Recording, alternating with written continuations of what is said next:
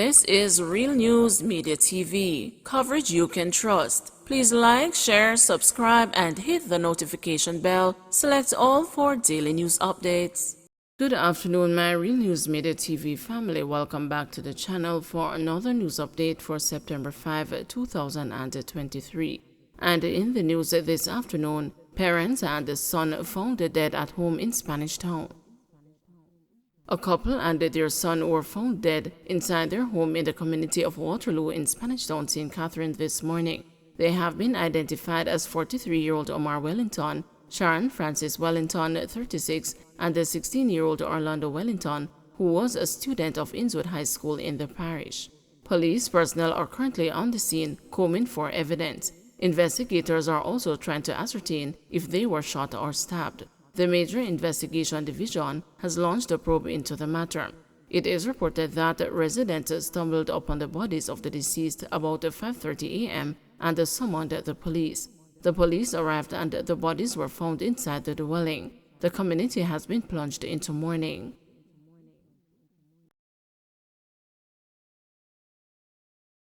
A man has been arrested and charged in connection with the August 9 shooting of two people on North Hall Street in Kingston. Charged with 2 counts of shooting with intent, possession of a prohibited weapon, and unauthorized possession of ammunition is 49-year-old Terrence Stewart, otherwise called Richie Store, of Elgin Street, Denhamtown, Kingston.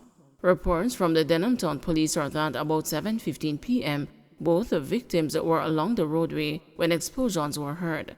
Both persons later felt a burning sensation and discovered that they had been shot.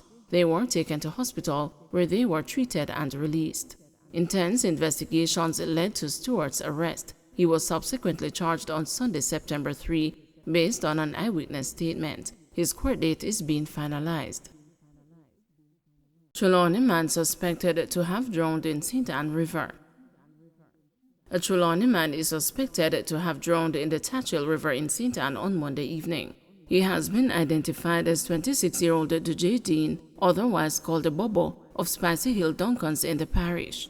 According to police, around 6 p.m., residents raised an alarm after seeing Dean's body floating in the river. The Ocho police have launched an investigation. JUTC bus deployment, conflicting numbers from minister and shadow minister. Opposition spokesman on transport Michael Phillips has accused the Transport Minister Darrell Vaz of inflating the number of Jamaica Urban Transit Company buses available for the start of the new school year.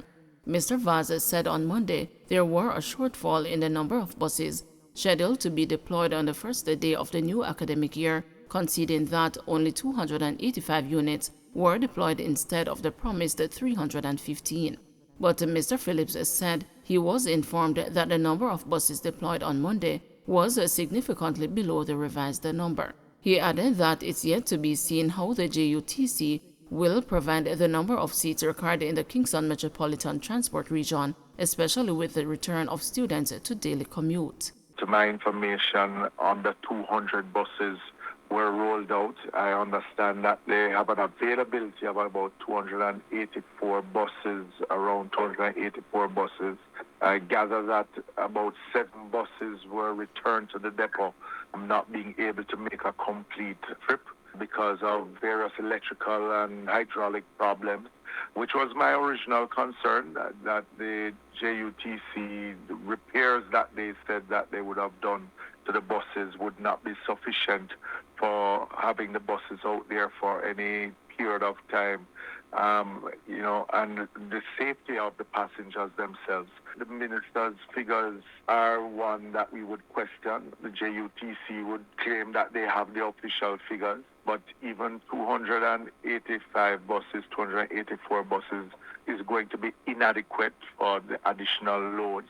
Let me remind you that the Portmore depot is operating at less its capacity. All 3 depots are rolling out less buses than is actually needed. The JUTC has a license to provide 25,000 seats on a daily basis.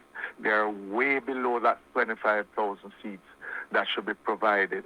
So if it is that they are coming with less than what is actually required, then there is going to be pressure on the system.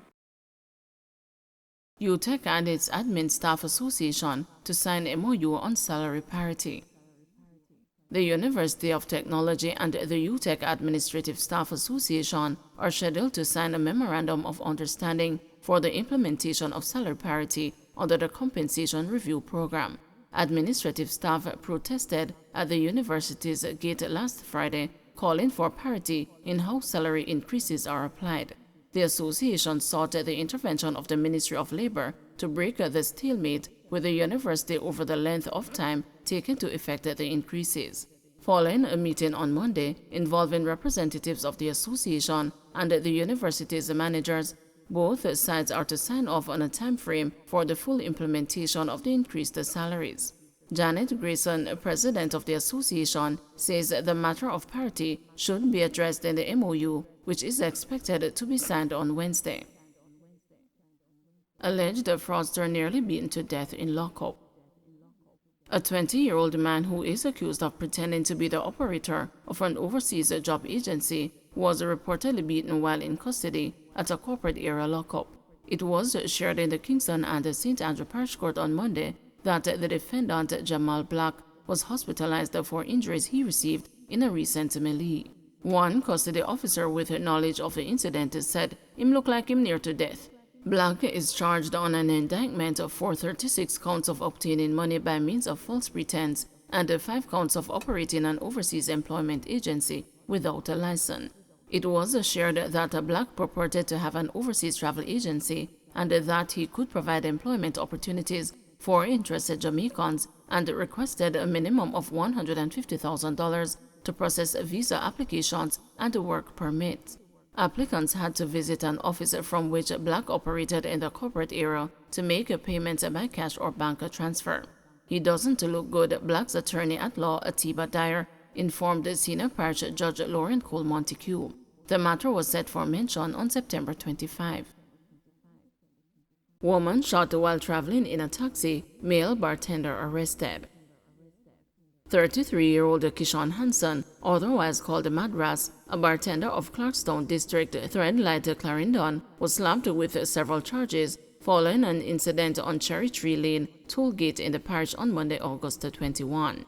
Hanson was charged with wounding with intent, possession of a prohibited weapon, unauthorized possession of ammunition, and the use of a prohibited weapon to commit a felony. Reports from the Maypen police are that at about 10:45 p.m., a woman who was a passenger was seated in the front passenger seat of a taxi.